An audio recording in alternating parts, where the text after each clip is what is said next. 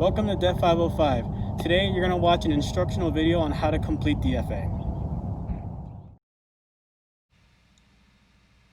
The push-up is one assessment of muscular fitness. Place your palms or fists on the floor.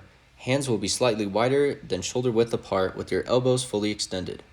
Your feet may be no more than 12 inches apart and should not be supported, braced, or crossed.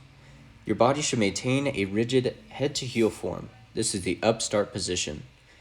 Begin by lowering your body to the ground until your upper arms are at least parallel to the floor, elbows bent at 90 degrees. Then return to the up position. Arms fully extended but not locked. This is 1 repetition. Your chest may touch but not rest or bounce on the floor. If you do not come down parallel to the floor, the push-up will not count.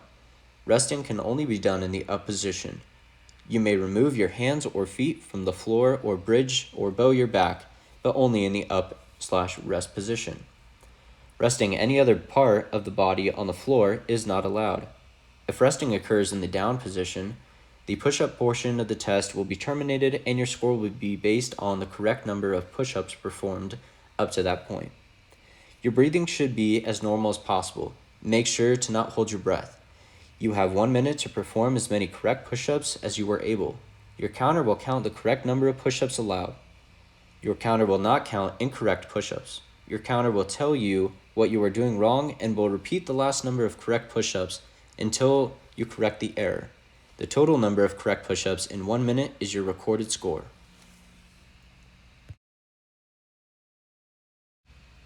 Begin by laying face up on the floor or mat. Your feet may extend off the floor or mat, but your buttocks, shoulders, and head must not extend beyond the mat. Bend your knees at 90 degrees with your feet or heels in contact with the floor at all times. Cross your arms over your chest with your open hands or fingers at your shoulders or resting on the upper chest. This is the starting position. When conducting sit-ups, any part of the hands or fingers remain in contact with the shoulders or upper chest at all times. From the starting position, raise your upper torso until your elbows touch your knees or thighs. Then lower your upper torso until your shoulder blades contact the floor. This is 1 repetition. Your elbows must touch your knees or thighs at the top of the sit-up, and your shoulder blades must contact the floor or the mat at the bottom of the sit-up, keeping any part of your hands or fingers in contact with your shoulder or upper chest at all times.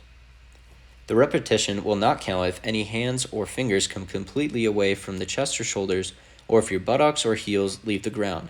Additionally, you may not grab onto your shirt as it makes it difficult to determine if you are maintaining proper contact. Any resting must be done in the up position.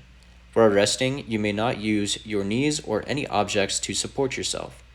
If there is any resting other than in the up position, the sit-up portion of the test is terminated and your score will be based on the correct number of sit-ups performed up to that point. You have 1 minute to perform as many correct sit-ups as you are able.